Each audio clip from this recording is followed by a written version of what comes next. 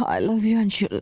Love you too Bhavna. उस confession के तुरंत बाद अंशुल बिस्तर की दूसरी ओर लुढ़क गया। उसके चेहरे पे विजयी मुस्कान थी, लेकिन भावना के चेहरे पे निराशा। वासना के उस खेल में उसे वो सुख नहीं मिला था जो उसे अपने पति से चाहिए था। अंशुल को कुछ पल सांस ले लेने के बाद भावना ने उसे गर्म करने की कोशिश करते हुए उसके बदन को सहलाना शुरू किया।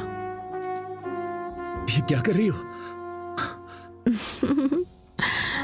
सेकेंड राउंड के लिए तुम्हें तैयार। और क्या? सोने दो मुझे यार, सुबह ड्यूटी पर जल्दी जाना है। कहते हुए अंशुल ने भावना का हाथ दूर झटक दिया और करवट बदलकर लेट गया। गुस्से में बौखलाई भावना के कुछ कहने से पहले ही कमरे में अंशुल के खर्राटे गूंजने लगे।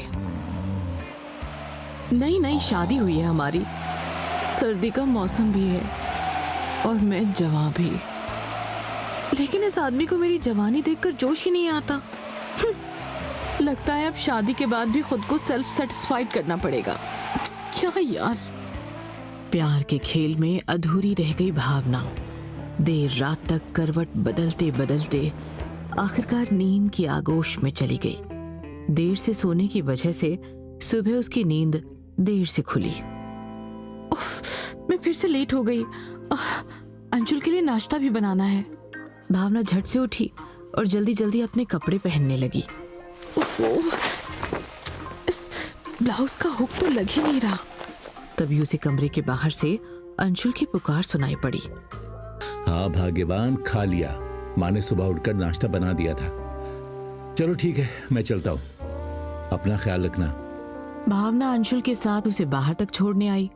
जाते हुए अंशुल को उसने प्यार से बाय किया और फिर अंदर आकर गेट लगा लिया। तभी उसे अपनी सासू माँ की आवाज सुनाई पड़ी। उठ गई भावना बेटा?